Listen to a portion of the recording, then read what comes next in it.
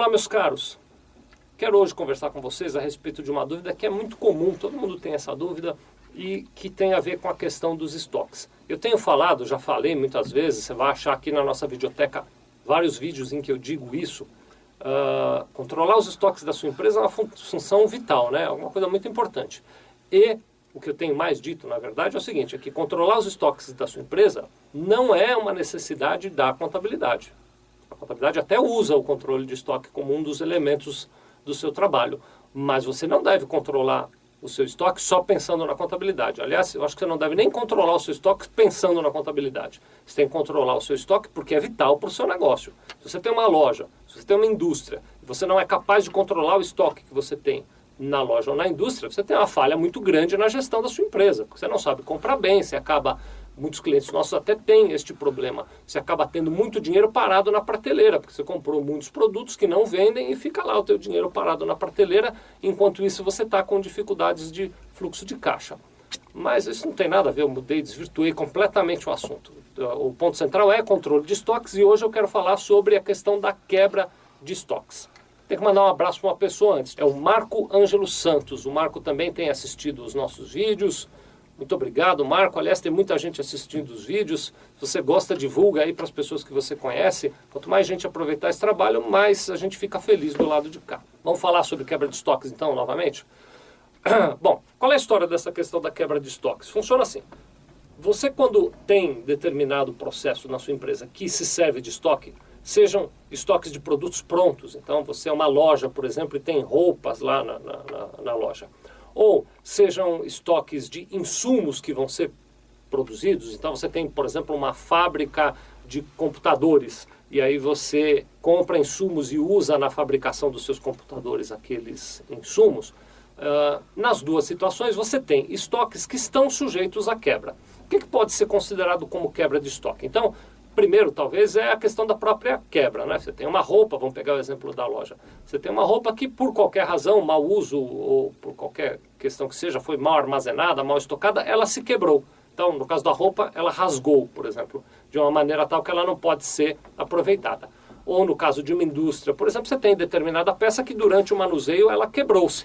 Então, esta é uma hipótese de quebra de estoque. Mas existem outras hipóteses de quebra de estoque. Por exemplo, existem hipóteses em que a peça não está danificada por mau uso, mas que ela não é mais, uma parte dela não é mais aproveitável. Então imagine uma indústria que tem uma chapa de metal e ela faz peças com aquela chapa de metal. Então ela corta aquela chapa até o limite, mas sobra uma rebarba qualquer da chapa. Aquela rebarba que sobrou da chapa vai se acumulando como sucata, né?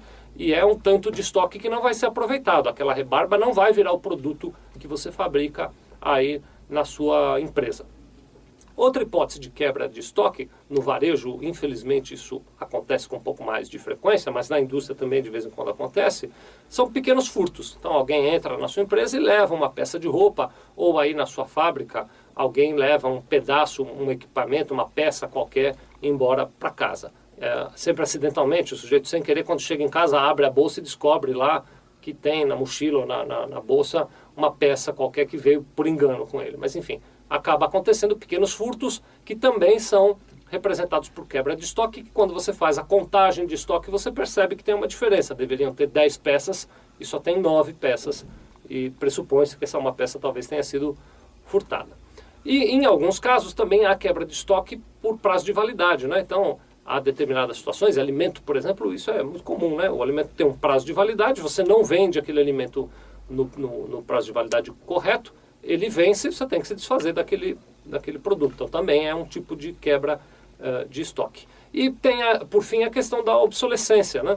O equipamento, especialmente em informática, por exemplo, em tecnologia, isso é muito comum. Você tem um equipamento, comprou um determinado estoque daquele equipamento, vendeu um bom tanto daquilo, mas ficaram 2 ou 3 unidades e que agora são obsoletas, né? Todo dia você tem um lançamento e aquele equipamento que você tem aí acaba que você não consegue mais vender porque perdeu o valor de mercado.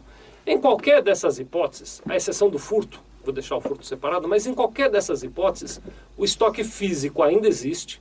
Então você ainda tem o produto aí dentro da sua empresa, e ou ele está quebrado, ou ele é obsoleto, ou ele está com prazo de validade vencido, mas enfim, existe ainda aí um determinado produto físico da sua empresa. E você quer se desfazer desse produto.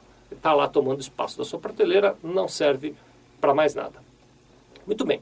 A primeira alternativa que eu vou dar a você, que talvez seja a alternativa mais indicada, é que você venda este lote de produtos como sucata. Então você pega esse lote de produtos e oferece a alguém que se interesse, faz a venda, emite uma nota fiscal de venda, paga lá os impostos. É claro que você vai fazer a venda por um valor diminuto, porque o produto está quebrado ou é obsoleto, enfim. Aquele produto perdeu as características principais dele, mas você vende o produto para alguém por um valor menor, esse alguém leva embora e você emite a nota fiscal, de forma que a gente dá baixa lá no estoque, aí no seu sistema, seja ele um sistema eletrônico ou seja um caderno de controle, não importa, você vai lá e dá baixa porque vendeu aqueles produtos como sucata. Essa é uma das hipóteses para você dar baixa.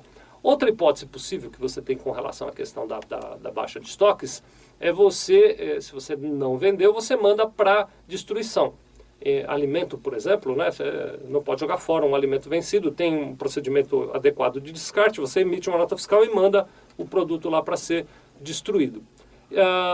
Agora, no caso de furtos, quando há pequenos furtos e há diferenças de estoques, e você tem que ser muito cuidadoso com relação a isso, porque tem que ser pequenas quantidades, você pode emitir uma nota fiscal de quebra de estoque, sim, uma nota fiscal que tem por objetivo registrar o desaparecimento de um ou outro produto em pequeniníssima quantidade, eu vou repetir isso aqui, e aí você dá baixa do produto aí nos seus controles de estoque.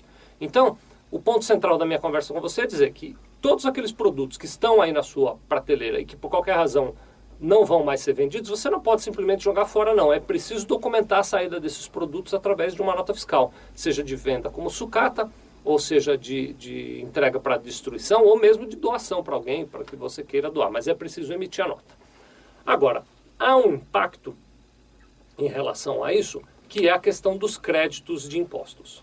Então, para quem está no varejo, para quem está no comércio, e mesmo para as indústrias, a gente tem a questão de que quando você comprou aqueles insumos, ou quando você comprou aquelas mercadorias originalmente, você tomou o crédito de ICMS, tomou o crédito de IPI. É claro, quem é optante do Simples isso não se aplica, mas para lucro presumido e lucro real, você tomou o crédito de ICMS e tomou o crédito de IPI.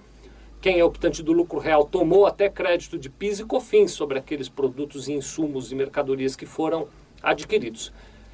Este crédito, todos os impostos não cumulativos têm essa premissa de que você só pode tomar o crédito quando a saída do produto acontece também tributada pelo imposto. Então, você só tem direito a crédito de ICMS na compra de um determinado produto se na venda daquele determinado produto, eu vou mudar a palavra venda por saída, se no momento em que aquele determinado produto sai do seu estabelecimento, ele também vai estar sujeito à incidência de ICMS.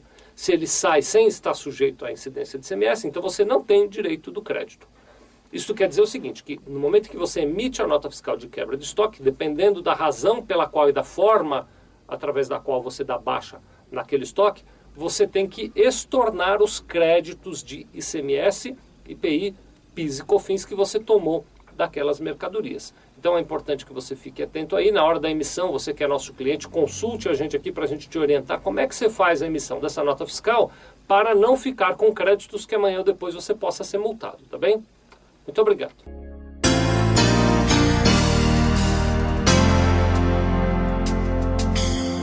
Sevilha Contabilidade. Nós vendemos tranquilidade.